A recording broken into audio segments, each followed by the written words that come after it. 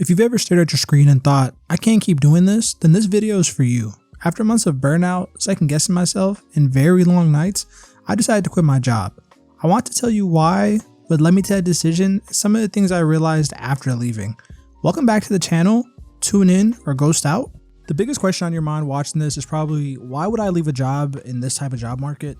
While it's a very loaded question, I think the best way to go about it is just to tell you what I was doing at the job itself. My position was master control operator at a broadcasting company, and if you know anything about broadcast, it's a very hectic industry, but also a very rewarding one. As a master control operator, I was expected to monitor and manage everything that goes to air, from live shows, commercials, make sure the right content plays at the right time without any error. Think of me as like the last line before the TV signal reaches your home. And I did this for about 5 years.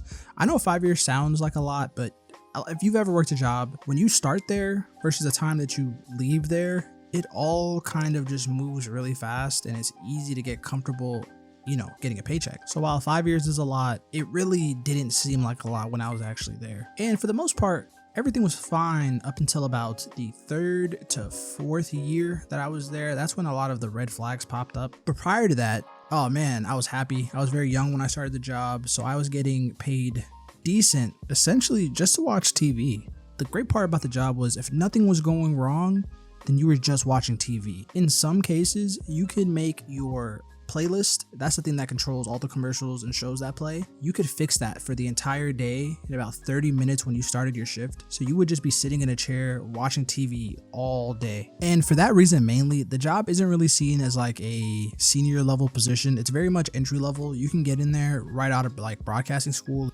And just to set the stage, this was like my first real job. I worked at like Pizza Hut and Kroger's and grocery stores before, but I never really had like a corporate job where you would actually go into a building, stay at the building, and then leave after. So it made a lot of sense when I first started that this was like entry level. I was going to move up in a couple years and it was going to make sense, right? I was going to follow the career path. That's kind of where the red flags start popping up. Like I said, I was there for 5 years and I didn't really see any meaningful promotion until about my 3rd year there. I know 3 years doesn't sound like a long time to get a promotion, but the promotion that I ended up getting in those 3 years was, imagine you're at McDonald's and you go from the fry boy to the burger guy. Don't get me wrong, like you've upgraded, you're done making fries, you're not just scooping them and putting them in the bag anymore, you're actually assembling a full sandwich, but at the end of the day, you've turned your back from the fryer to the assembly line. They moved me from master control operator to senior master control operator.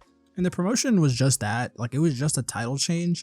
I was still with the same coworkers, same responsibilities, same boss. It just came with like a $1.50 raise and more responsibilities. I like very quite vividly remember the day that I got that promotion because it was actually the day that I started questioning my position at the job and why I was even there. My manager calls me into this little side conference room table and sits me down and says, hey, we've been really liking your performance. You're doing really well. We see a future with you in this company and we want to help you by promoting you. And I jumped at the opportunity because it was a raise. Slight or not, a raise is a raise. But immediately after finishing that conversation with my manager, I stepped outside of that conference room.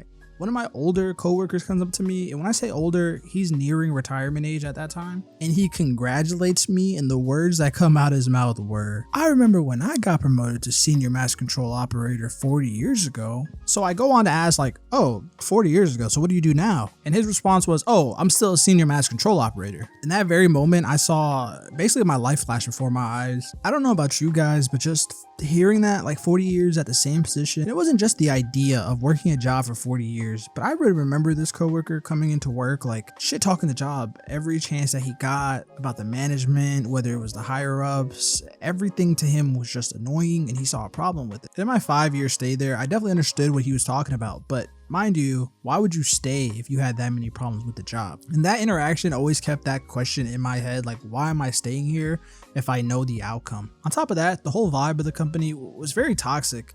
It almost felt like Severance, not the whole leaving your body or having 2 people inside your head thing, but in terms of like pitting different departments in the company against each other, they were very well known for that. They would like give every department parties depending on how well they did versus the other departments. And while that's bad enough, they would also let you know in your department like how weak of a teammate you were. I remember when they installed these big screens in the hallway outside of your department. So if you're working for a certain station, it would be a big screen. It would have all your coworkers' names and then it would like tell you how many errors you made in a month. I don't want to flex, but your boy was never under the top 3 on that list. So it never really was a problem for me, but I would see how it would like make my coworkers mad at me or kind of take the anger that they felt at management out on everybody. And many of you already know that being good at a job isn't always like a good thing. Not gonna lie, I definitely understood where they were coming from, but on the other foot, being good at the job came with its whole host of problems too.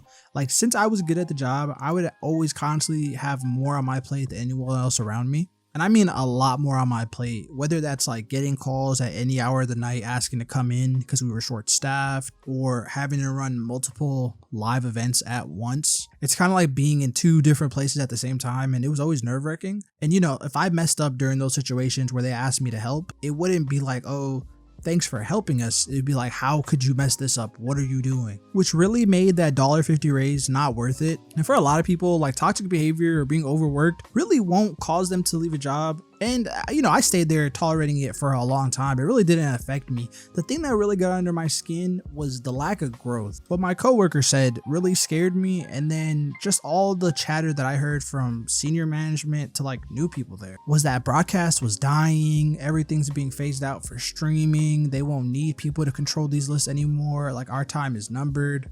And I can't ignore like what's actually happening in the world. Things are moving in a different direction. But to hear your own coworker or your own manager say that to your face as you're just trying to make like ends meet is insane, and it really did take a toll on my mental health. So while I was there for 5 years, I got that promotion in about 3. For the other 2 years that I was there, I was essentially quiet quitting. I would show up, but I would do way less than I was doing before. I would do enough just to not get fired.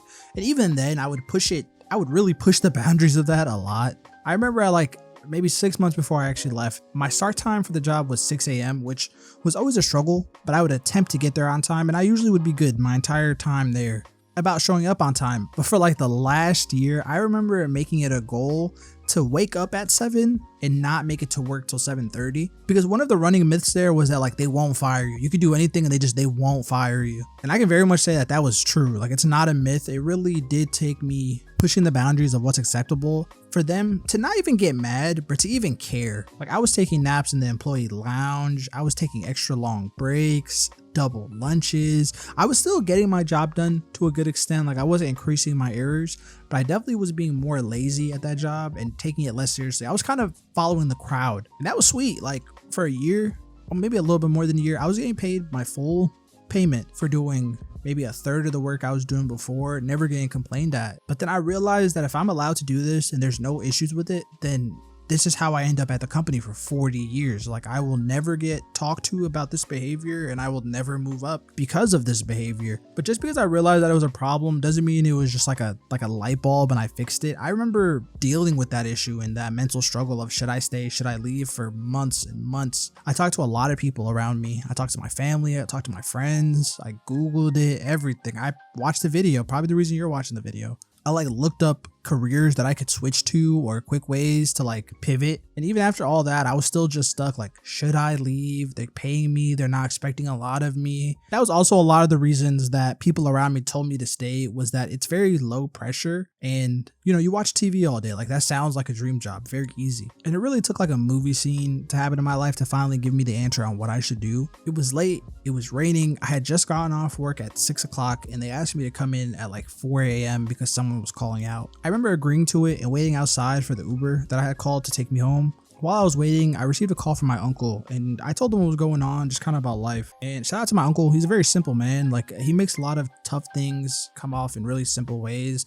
And his response to all my issues were, do you smile leaving the office or entering the office? And if your answer is leaving the office, then you probably should just leave that job. And when I heard that, everything kind of just made sense. And I started to feel really bad that I wasted so much time there. Like 5 years is an insane amount of time to look at, to be there and not be fulfilled. And I decided like, hey, 5 years was wasted, but I don't have to waste any more time. And on December 18th, 2024, I sent in my 2-week resignation. While a part of me wanted to quit on the spot, I had to realize that that job paid my bills for 5 years. And I built a bunch of friendships at work, and I didn't want to let those people suffer because I decided to make a change in my life. So in those 2 weeks before I quit, I did everything I could. And on January 1st, I remember I timed it so I would be a free man in the new year. On January 1st this year, I was unemployed. While the unemployment saga is a whole different story in itself, the relief I felt from leaving was probably one of the best feelings I've ever felt in my life. Or let me say my adult life. As a kid, way better things to do than go to work. But as an adult, it's truly about finding peace. And throughout the whole experience, I kind of learned a lot about myself. I learned what I do like, what keeps me moving, and why I get bored of things fast. I always thought it was some form of ADHD or attention disorder that made me move on to things really fast. But being in that job and just kind of looking at all the other passions I've had out throughout life, it showed me that I don't move on to things very fast. I just need to keep feeling challenged. And while it's easy to get things on a silver platter, working for things, the difficult parts of life are truly what keep me wanting to live more of it. Some of the benefits that came from me leaving that job were like obviously better mental health, because I was waking up not angry all day. I remember just going off on everyone around me because I would come home mad, I would wake up mad, I would go to work, get more mad, and just keep spreading that seed. And a bad work-life balance really does impact you in ways that you never realized. Like I didn't realize that in that 5-year gap of me being there, I was gaining weight every single year. And while yes, it's probably because I wasn't eating the best, a lot of it came from stress, anxiety, and being locked in that chair at my job. When you're told every day that your job isn't that important, or that you're just like kind of like a monkey that presses buttons, it starts to eat away at your self-worth. Like I thought I wasn't capable of much because I did so little at the job. It became harder for me to fight for the things that I love to care about. I was waking up tired and already done with the day before it even started. Like, man, I was really a different person than who I was those 5 years prior. There was a lot of life in me, and working at that job slowly like whittled me down. And I don't want to make it seem like it's all roses and butterflies when you leave. Like, these 6 months have been hard in their own way. I am trying to find what my next thing is, or what does a career look for me? Do I even want a career? All those questions are up in the air right now, but I definitely feel better than where I was. And I think that was the most important part of making this choice. Should you just leave your job because I said that I feel better after doing it? No. I made the decision to leave my job, and that's exactly what it was a decision. I looked at my options, I looked at everything that I could possibly do, and it just made the most sense for me to quit. This was my experience, and if you're thinking about quitting too, think carefully, but just do not stay silent. If you're feeling stuck right now in a job and a routine in your head, just know that being stuck doesn't mean you're broken. It just means you're aware. The awareness, that's the first step towards something better. If you don't need all the answers today, just encourage yourself to ask a better question tomorrow. Keep going, even if it's slow. Slow motion is better than no motion. Hopefully my situation was able to resonate with you and make your situation easier to deal with. If you've ever left a job, please let me know in the comments. Once again, I want to thank you guys for stopping by. Until next time, thank you for watching.